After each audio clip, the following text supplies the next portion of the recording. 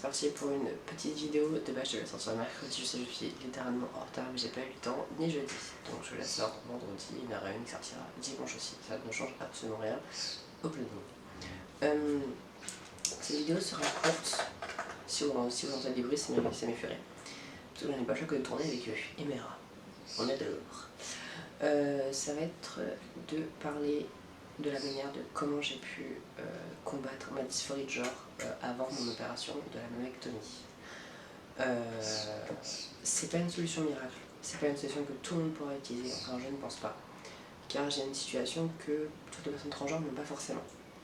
C'est-à-dire que j'ai perdu ma mère à l'âge de mes 5 ans, j'en ai 23, ça fait longtemps, et mon père à l'âge de mes 13 ans, mais ça on s'en fout. Ça, on s'en fiche.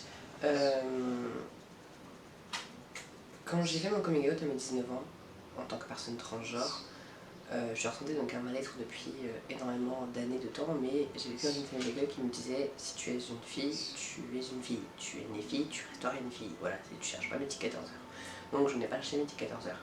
C'est quand j'ai commencé à côtoyer des personnes qui, dans le même cas que moi, qui m'ont aidé et m'ont permis d'ouvrir les yeux sur qui j'étais au fond de moi. Donc les premiers mois étaient compliqués de pouvoir vivre avec une poitrine qui pour moi ne devait pas être sur mon corps, ne m'appartenait pas, que je n'aimais pas, je ne pouvais pas regarder, le miroir était mon pire ennemi, ça je pense que beaucoup vont s'en reconnaître dans ce que je viens de dire.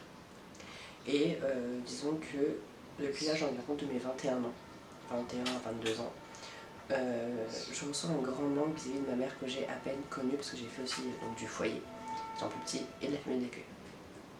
Donc je l'ai très peu connu. Et donc depuis que je ressens ce manque, depuis environ 1 à 2 ans, je me suis dit que si elle ne m'avait pas mis au monde, je ne serais pas là. Je ne connaîtrais pas la plupart des personnes que je connaîtrais personne. Je n'aurais rien fait de ma vie. J'aurais été inexistant, j'aurais été même pas une idée, je n'aurais pas existé vu qu'elle est morte. Et donc, c'est assez dur d'en parler, je suis désolée. Et donc pour elle, je me suis dit, elle n'a pas choisi du sexe de son enfant, elle n'a pas choisi vraiment que je sois donc assignée femme à la naissance, étant donné que j'avais donc un sexe dit par la société de femme, bah, pas le choix, j'étais une femme, avec tous les critères, donc la voix aiguë, enfin la voix, on va dire aiguë, les traits fins, la poitrine, enfin voilà, vraiment tous les critères que la société donne à une femme. Et donc pour elle, pour lui rendre hommage, je me suis dit que je ne pouvais pas me faire du mal à moi-même, je ne pouvais pas me faire du mal à mon corps, je ne pouvais pas me rejeter, je ne pouvais pas me détester. Parce que c'est elle qui m'avait créé, étant donné que je n'ai aucun souvenir d'elle, en fait, je suis son souvenir. Malheureusement, je connais très peu ma famille, mais donc ma mère, la seule personne qui peut en parler, c'est moi. J'ai aussi un grand frère, mais c'est encore une autre histoire. Et donc la seule personne qui peut en parler, c'est moi. La seule personne qui s'en souvient, c'est moi. La seule personne qui l'aime vraiment au fond de soi, c'est moi. Donc je suis le souvenir de ma mère qui reste sur Terre. Je suis le seul souvenir, la seule chose qui peut permettre de savoir qu'elle était existante sur cette Terre, car elle m'a fait. Et donc pour elle, je ne pouvais pas abîmer mon corps, je ne pouvais pas le rejeter, je pouvais juste l'apprécier le temps que je fasse mes changements physiques si j'en ressentais le besoin durant ma transition. J'en ai ressenti le besoin, mais si j'ai fait ma mammectomie, c'était pas forcément à cause de la dysphorie que j'avais su combattre grâce à ça, grâce à la manière de penser que j'ai pu apprendre à avoir. C'était surtout parce que de manière esthétique, ma poitrine ne me plaisait plus. Après, je pense que même si elle me plaisait, j'aurais fini par faire une mammectomie, mais peut-être pas aussitôt. Parce que j'avais des choses que je voulais faire avec ce torse que je n'ai pas pu faire. Surtout avec le Covid et tout, j'avais aussi par exemple des shootings que je voulais faire pour montrer le avant-après d'une personne, donc FTM, de son corps durant son parcours que je n'ai pas pu faire, parce que mon opération a été fixée. Mais voilà, tout ce que je voulais dire, c'est que moi j'ai réussi à combattre ma dysphorie grâce à ma défunte mère qui n'est plus là. Et au fond, je lui en remercie, parce que je connais pas mal de personnes qui se font du mal à cause de cette partie-là, qui est quand même visible vu qu'elle est au haut du torse.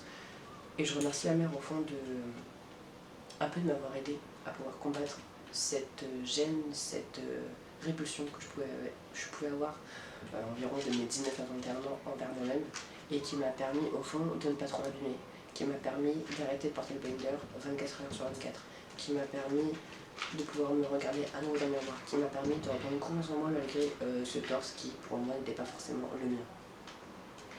Donc j'ai su, grâce à elle, combattre cette dysphorie. Et au fond, je ne pourrais jamais la remercier, mais je la remercie du fond du cœur. Car grâce à elle, j'ai pu faire donc mon opération qui est quand même beau. J'ai quand même, pour moi, j'ai un beau torse à mes yeux, j'ai un beau torse, je parle bien à mes yeux. Certains peut-être ne l'aiment pas. Ça, on a chacun son point de vue, chacun son avis. Et comme vous savez, on ne juge pas le torse d'une autre personne FTM. Mais voilà, c'était juste ce que je voulais vous dire. N'oubliez pas que vos parents n'ont pas choisi le sexe que vous aurez. N'oubliez pas que si on vous a assigné par exemple femme à naissance en tant que personne FTM, ce n'est pas la faute de vos parents.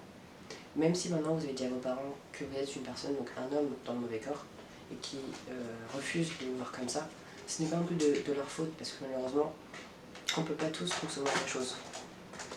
Mais je suis réfendu, bref, je suis désolée. Mais voilà, ce n'est pas la faute de vos parents si vous êtes nés dans le mauvais corps. Ne leur en voulez pas. C'est la nature qui est comme ça.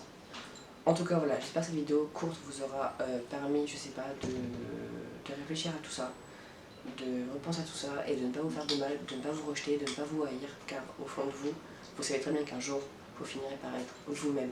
Il faut juste vous battre, passer au-dessus des remarques, passer au-dessus des critiques, passer au-dessus du rejet, et toujours vous battre pour ce que vous voulez être au fond de vous. Être en accord avec vous-même, c'est le principal. Sur ce, je vous dis à dimanche pour la prochaine sortie de vidéo qui parlera donc de témoignages de personnes qui ont vécu un viol, dont le mien, et qui ont plus ou moins réussi à se relever de ça, à vivre avec, et à ne plus trop y penser. Donc, restez connectés, je vous dis à bientôt pour la prochaine vidéo. Tchuss!